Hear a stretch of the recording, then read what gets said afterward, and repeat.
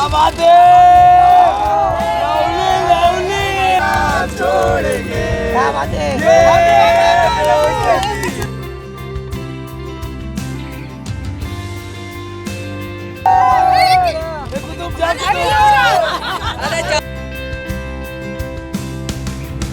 ये लोग ही राखी जी से सेक्सी ब्लैक ड्रेस पहनने को कहा था।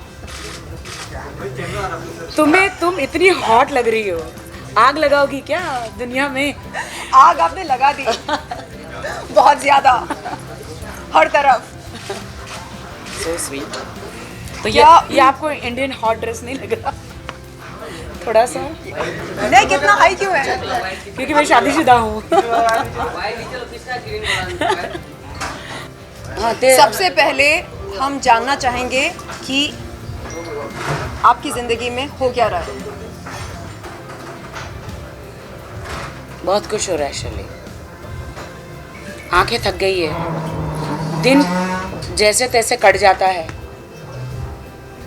वक्त गुजारना बहुत मुश्किल हो गया जीवन में, समझ में नहीं आ रहा, कुछ समझ में नहीं आ रहा लाइफ। दोस्त यार सब लोग हैं भाई,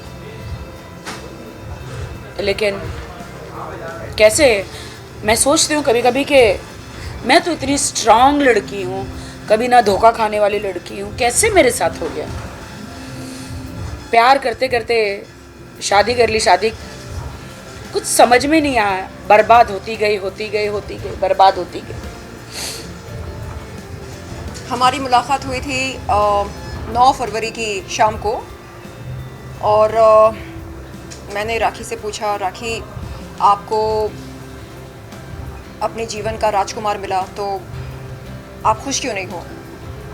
पता चला कि इनके जीवन का राजकुमार दुनिया का सबसे महान ठग निकला, जो लोगों को बेवकूफ़ बनाता है और लोगों के साथ फरेब करता है।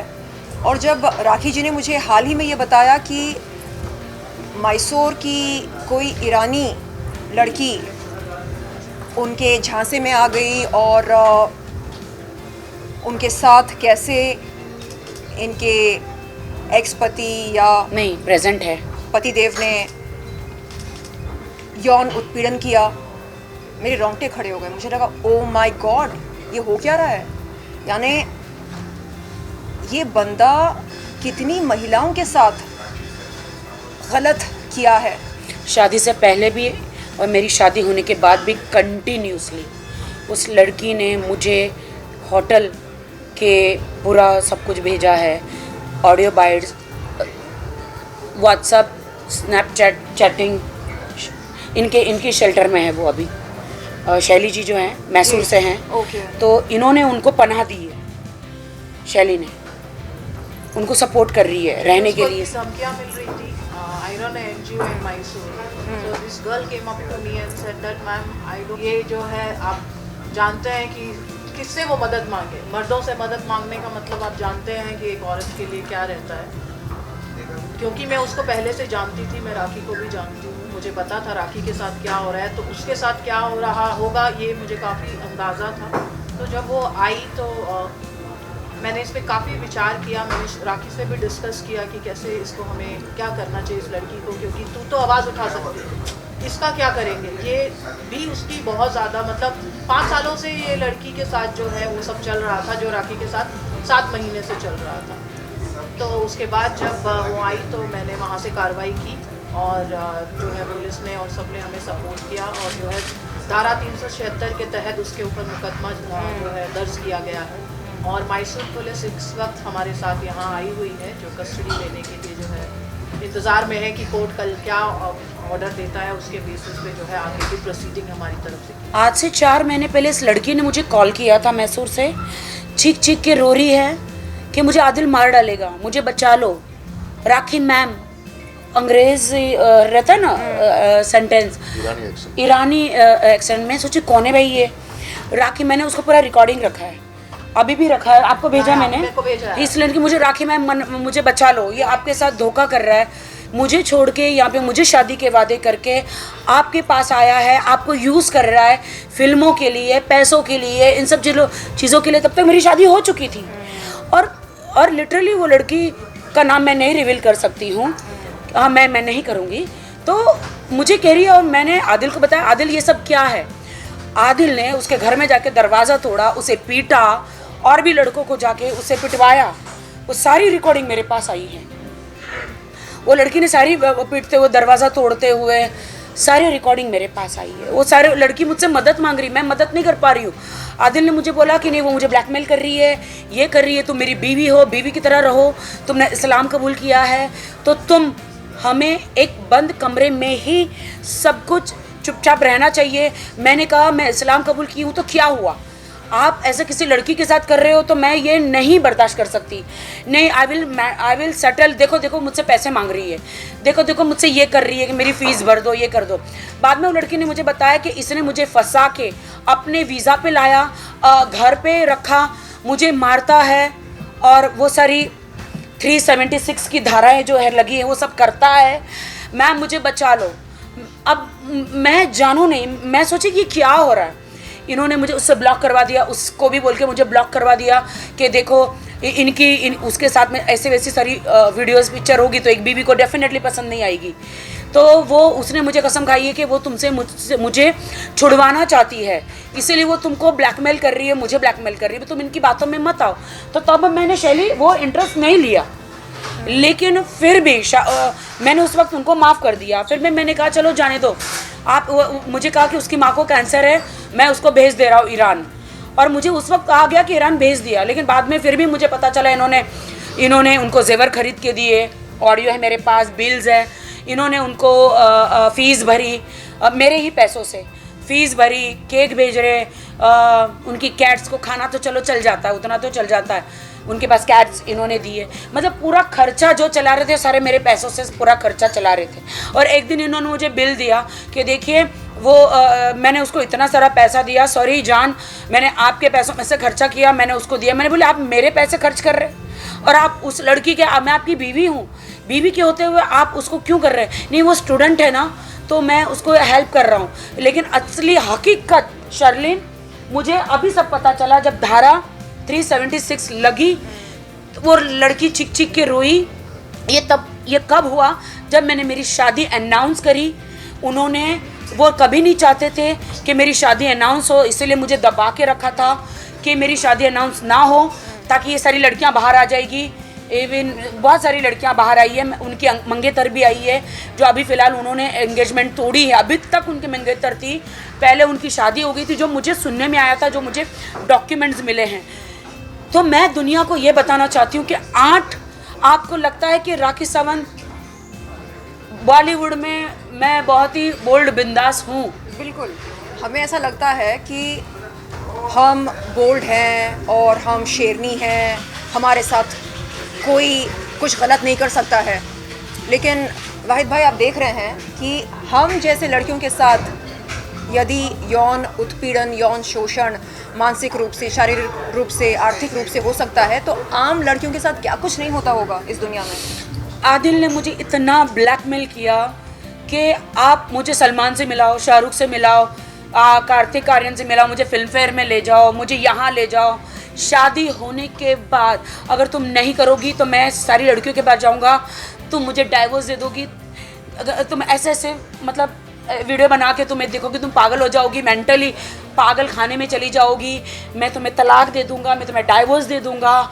हर वक्त उसने 7-8 उन्होंने मैं एक सेलिब्रिटी होकर, इतनी स्ट्रांग होकर उन्होंने मुझे इतना टॉर्चर किया, बार बार तलाक का धमकी देकर, और ऐसी बहुत सारी चीज़ें जो मुझे नहीं बतानी चाहिए कि वो पदार्थ को क्या कहते हैं, सब्सटेंस बूस्टर, वो पीकर मैं आपको नहीं बता सकती हूँ। मैं पुलिस ने वो सब कुछ उनके ड्रॉर में से निकाल कर लेकर गए, पुलिस के पास सारे प्रूफ है, मेरा मेडिकल भी किया गया है, उसमें वो सारी चीज़ें आ गई है। तो मैं ये कहना चाहती हूँ कि मेरे साथ मैं इतनी स्ट्रांग लड़की हूँ, कभी धोखा न खाने वाली, कभी ठोकर न खाने वाली।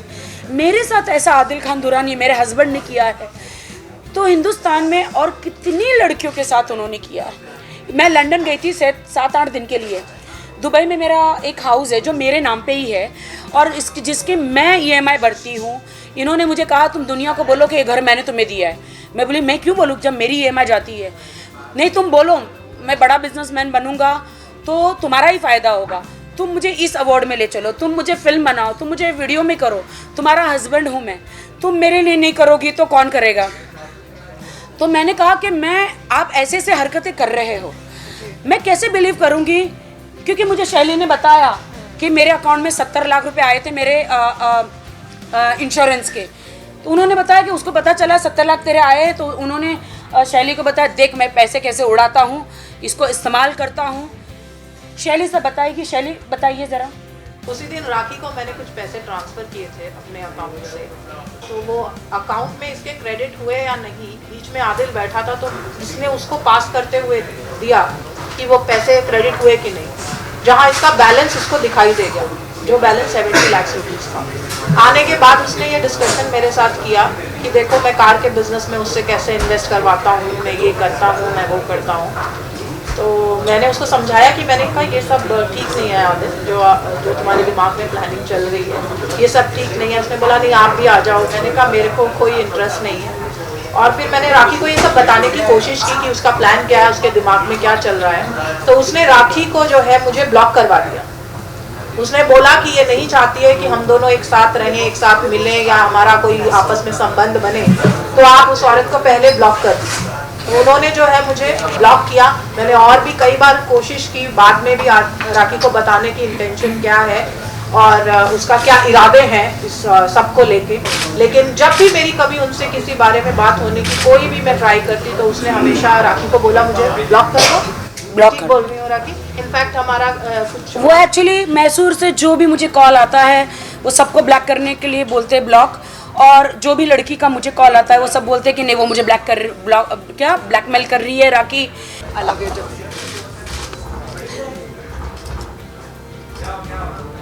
चलिए दोनों के पैसे बच गए कोर्ट कचहरी।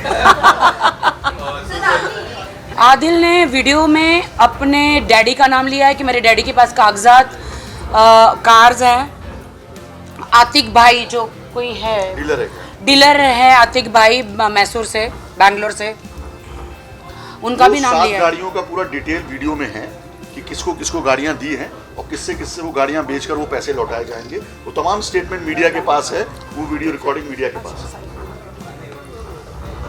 चलिए क्वेश्चन है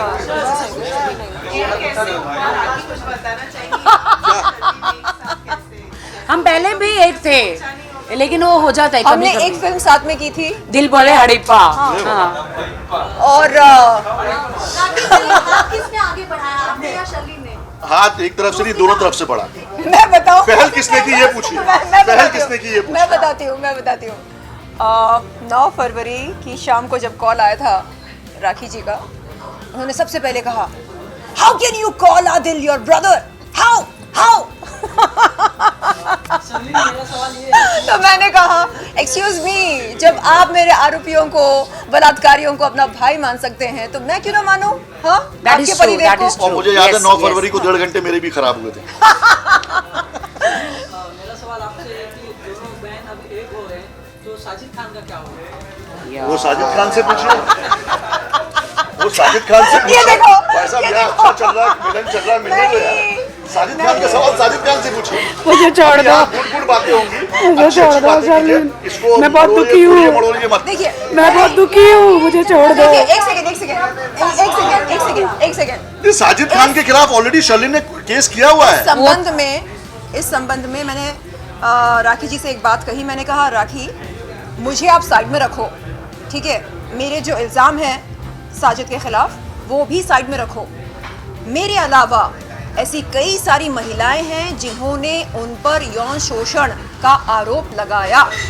तो क्या वो तमाम महिलाएं झूठ बोल रही हैं? हाँ, नहीं ना? तो इन्होंने बोला कि मुझे नहीं मालूम है शर्लिन कि कितनी महिलाओं ने उनके खिलाफ ये इल्ज़ाम लगाए हैं यौन शोषण के, यौन उत्पीड़न के, रेप के।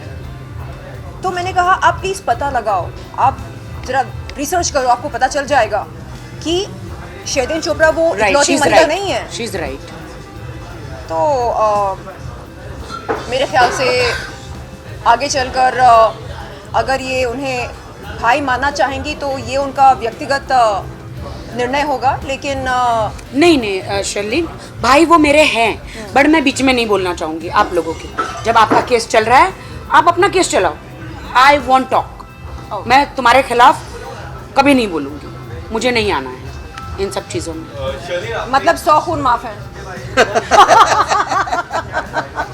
शर्लिन, एक आखिरी सवाल के हम ये प्रेस कॉन्फ्रेंस खत्म करेंगे।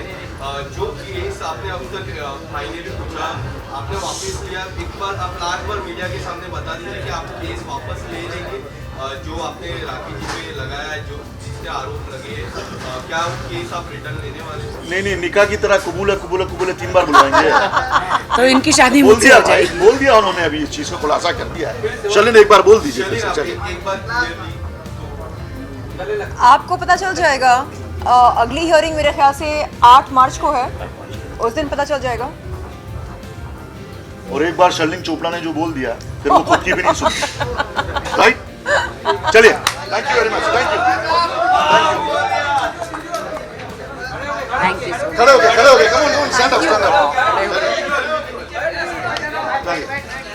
यहाँ पर भी देखो, यहाँ पर यहाँ से क्या बात है?